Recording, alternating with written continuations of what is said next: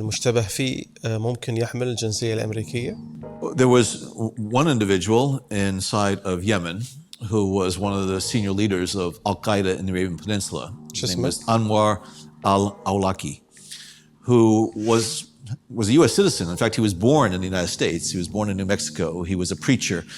But then he got involved. هو بالأصل يمني. In Yemen, and also he preached in the United States. And he had videos and he was propagating a lot of these extremist views.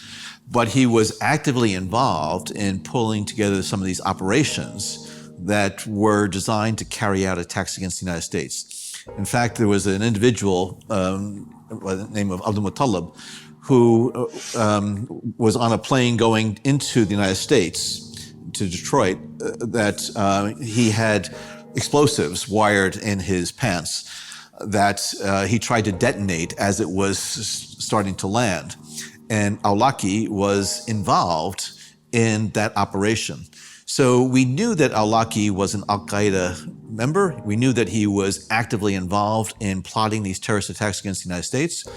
And so it was proposed that there be a strike. لأنه هو عنده جنسية أمريكية. And the counterterrorism units were proposing to take a strike against Mr. Awlaki.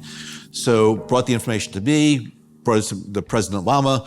There were extensive discussions that we had in the White House, in the Situation Room, because this would be the first time that a U.S. citizen would be intentionally targeted by these counterterrorism drones.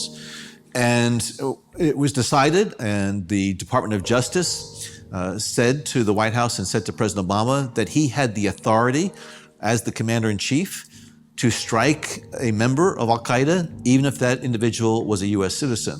And so a strike was taken, and Awlaki was killed.